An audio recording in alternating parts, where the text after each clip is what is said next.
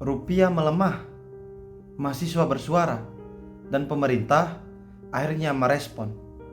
Tapi pertanyaannya adalah, apakah stabilitas rupiah cukup dijaga dengan janji, atau butuh langkah nyata yang lebih terkoordinasi? Di tengah perhatian publik terhadap pelemahan rupiah, suara mahasiswa kembali menjadi sorotan. Tuntutan agar pemerintah lebih serius menjaga stabilitas nilai tukar rupiah dinilai sebagai bentuk kepedulian terhadap kondisi ekonomi nasional. Namun, pemerintah menegaskan menjaga rupiah bukanlah pekerjaan yang bisa diselesaikan hanya dengan satu pernyataan, hanya dengan satu kebijakan, atau sekedar ultimatum.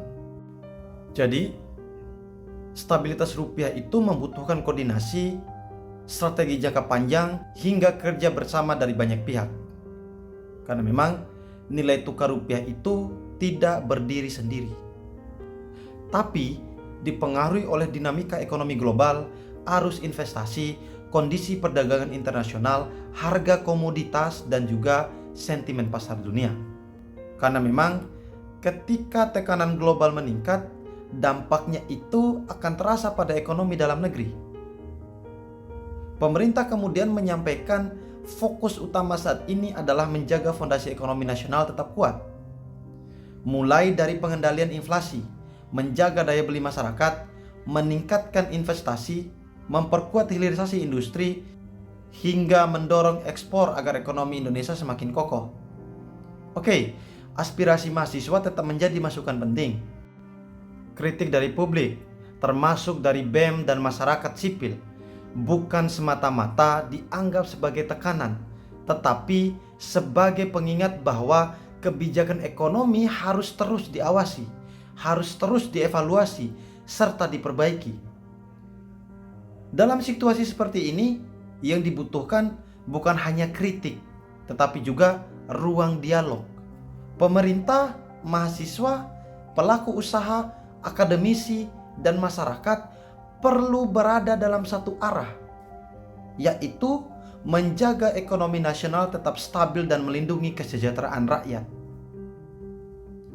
Penguatan rupiah bukan hanya soal angka di layar perdagangan.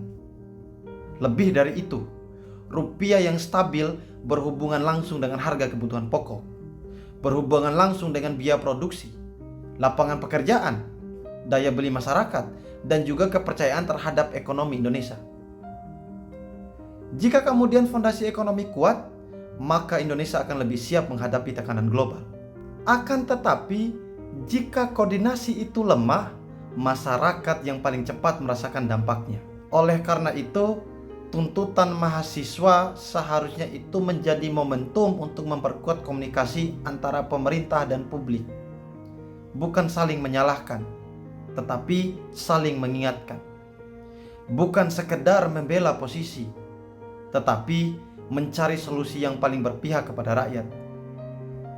Stabilitas rupiah adalah tanggung jawab bersama. Pemerintah perlu bergerak dengan kebijakan yang jelas, dengan kebijakan yang terukur serta konsisten. Sementara di satu sisi, masyarakat dan mahasiswa memiliki peran penting untuk terus mengawal arah kebijakan supaya tetap transparan dan berpihak pada kepentingan bangsa. Dan pada akhirnya, rupiah yang kuat tidak lahir dari janji singkat, tetapi dibangun melalui kepercayaan, dibangun melalui kerja nyata, kolaborasi, dan juga ketahanan ekonomi nasional. Kritik hari ini bisa menjadi bahan perbaikan untuk esok hari. Dan dialog yang sehat adalah jalan terbaik untuk menjaga Indonesia tetap kuat di tengah ketidakpastian dunia. Terima kasih.